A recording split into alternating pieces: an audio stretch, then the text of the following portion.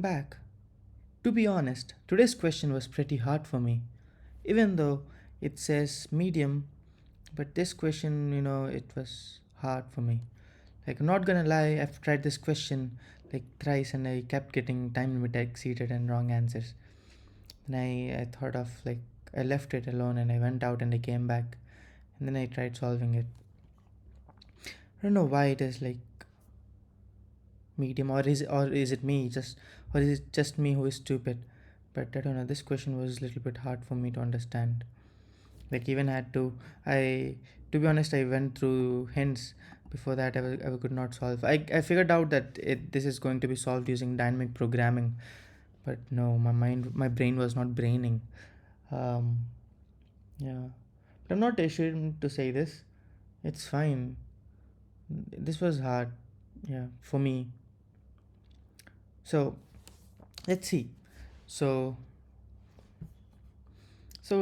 give this question a try. Once read this question and let's get to the solution. So in this, like, we use DP. This question, like, I can't like, see. So my this submission is like, it was like, I don't know, because this like choosing a subset, like choosing a substring subset, it can be, it can go towards left or it can go towards right. So that was the biggest problem I was facing while trying to solve this. Like, it's like a two-dimensional problem, like not two-dimensional, two-way problem. like like an element can influence k of its neighbors, but you don't know which side it would be. It can be 1 on left, k minus 1 on the right, 3 on left and k minus 3 on the right, or generally I on the left and k minus I on the left. So I don't know what to do, how to go in which direction. So I don't know, I took both of them, left and right. And that, even though it was giving me right answers, it was too slow. I thought 500 it should pass, but no, it was slow. And then I couldn't think of anything else. It was like I got stuck there. Then I saw the hints. Then I saw that we can come from left one side. Like, let's consider consider recursion of index as the maximum sum after partition from 0 till index. If we consider that, then things get easier, because, like, if for I, let's say we have I and then we have j. So by the time I come to dp of j, I would already have dp of I. If I'm going from so if I have dp of I, so dp of I is like the answer from 0 till I.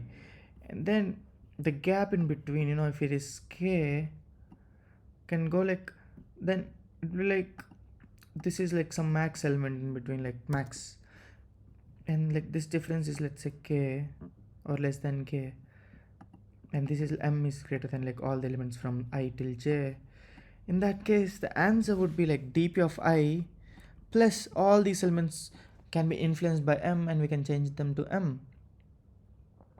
And we don't know if this dp of j will be a part of, like, so dp of j is like answer from 0 to j. So we don't know if dp of j will be a part of a substring of length k or k minus 2 or k minus 3. This is the thing that causes all the trouble. It's not exactly k, it is at most k, so it can be anything from 1 2 3 until k. So we go through all those cases and find the max out of it and just return that. This is like once this is one of those problems that once you know how to solve this, like it rapidly starts making sense. But for me, at least for me, because I'm stupid, I know that before looking at the hints, it was hard for me to like conceive this, like a dp that can go both on left and right. How can we solve it just from the left? That was like, it was not braining for me. But yeah, nevertheless, I would like to practice like more of such problems like this. And yeah, let's go. So if index is less than 0, I'll just return 0. And like for max element, I'll have max, then answer equals to 0. Now it can be, the length can be anywhere from 0 till k, and also for I in range k, my leftmost part of the current substring would be leftmost path is equals to index minus I, sorry.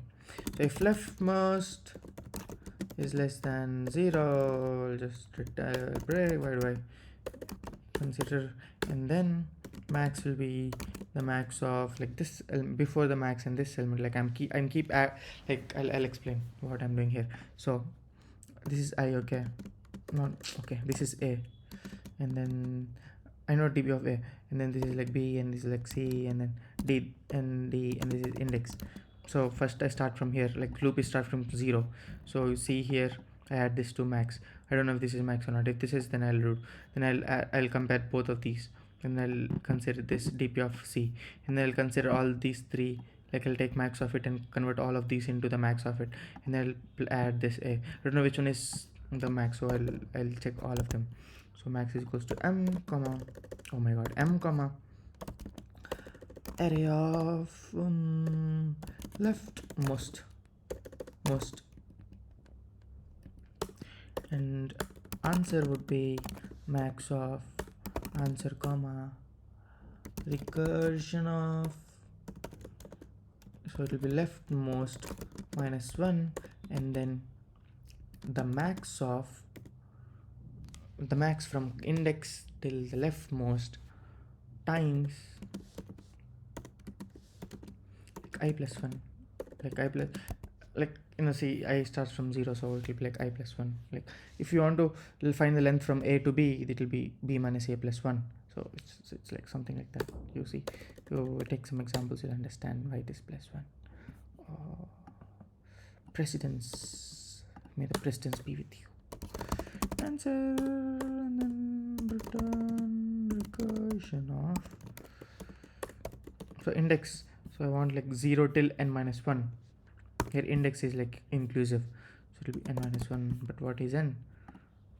N is length of array, and of course let's do memorization.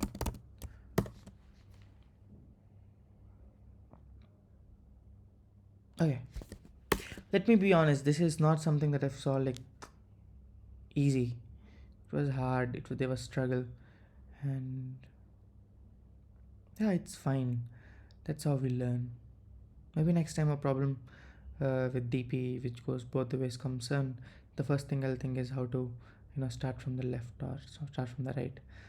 Actually, one of my friend was like even suggesting me to start from the left, but that didn't make sense for me, because in my mind the big element can influence both on the left side and the right side up to k elements. Yeah, that's it, guys.